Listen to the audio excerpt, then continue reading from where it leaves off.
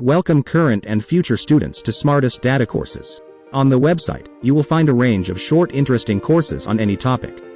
The idea is to build your general knowledge, have fun with the multiple choice quizzes. Most importantly, to keep using your brain. It is a muscle, it needs exercise. I hope it could be true that a course a day hopefully keeps Alzheimer's away. The video is on the course, The Roman Empire, and its Module 3.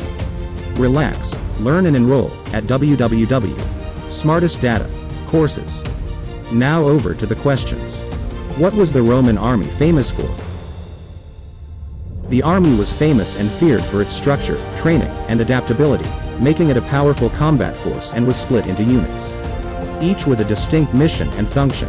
The legions, which comprised roughly 5,000 heavily armed infantry soldiers known as legionaries, were at the heart of the army. The legions were the backbone of the Roman army and were in charge of the majority of military actions. Each legion had its own unique standard, known as a vexillum, which functioned as a rallying point during wars. The Roman army was also organized with a great emphasis on discipline and training.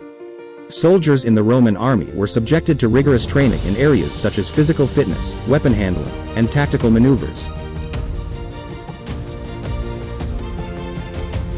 How was the Roman Republic formed? The foundation of the empire was a republican form of government.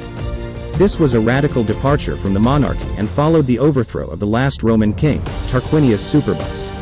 A group of aristocrats known as the Roman Senate were responsible for the demise and overthrow of the king.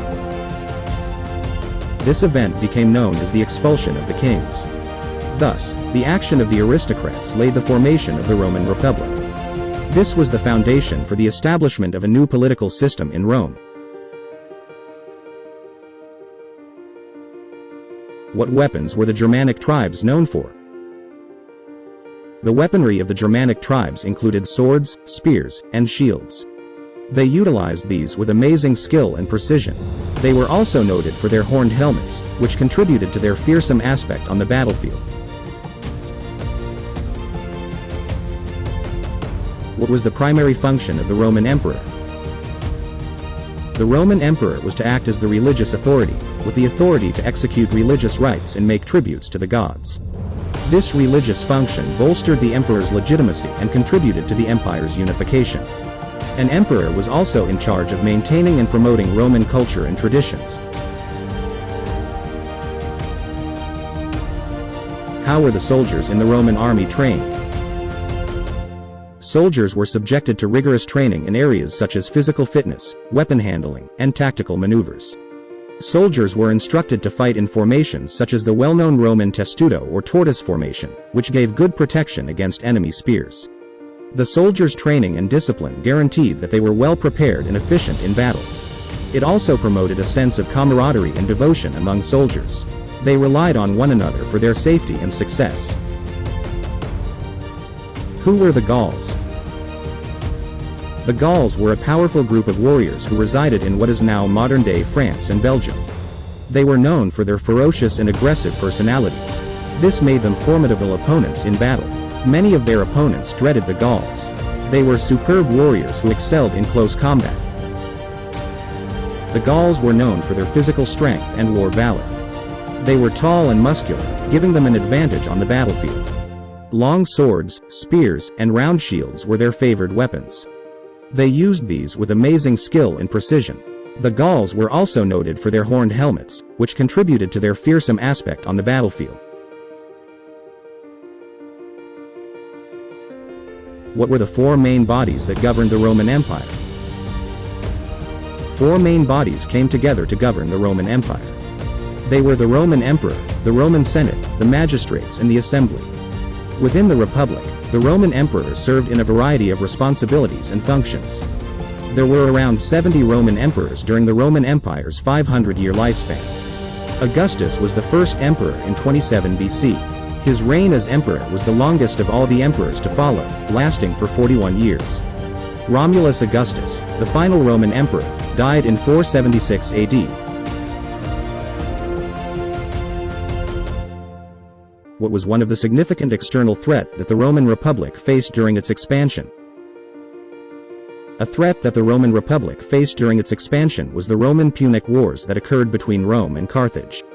Carthage, a powerful city-state in North Africa, posed a significant threat to Roman interests in the Mediterranean. The Punic Wars lasted for several decades. The battles tested the organizational and military capabilities of the Roman Republic.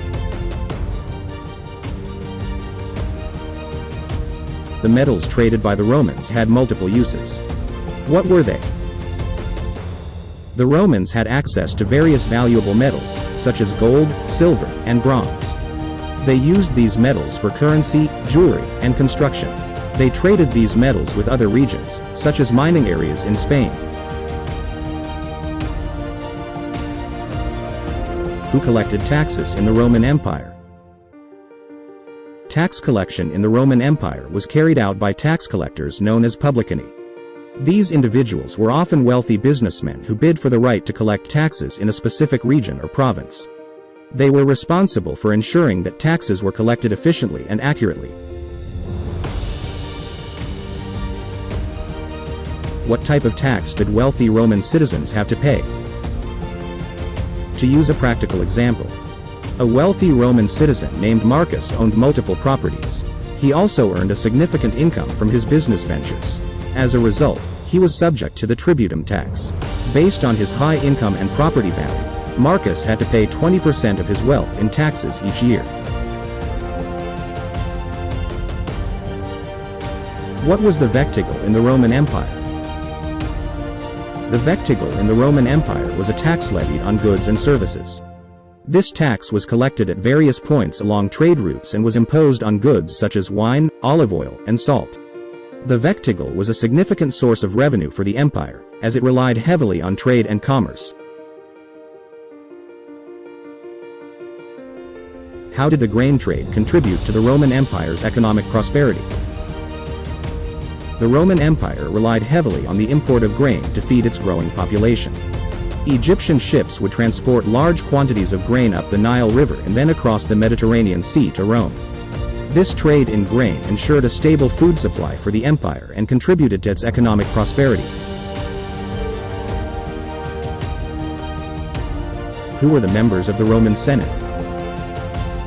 The members of the Senate were a select group of roughly 300 members chosen from Rome's aristocratic elite. Senators were chosen from affluent, influential, and important families. What was the role of the tributum in the Roman Empire? The tributum was a direct tax imposed on Roman citizens in the Roman Empire. This tax was based on property ownership and income, and it was collected annually. The tributum was a progressive tax, so individuals with higher incomes or more valuable properties had to pay a larger percentage of their wealth. This tax was crucial in financing the empire's military campaigns and maintaining public order.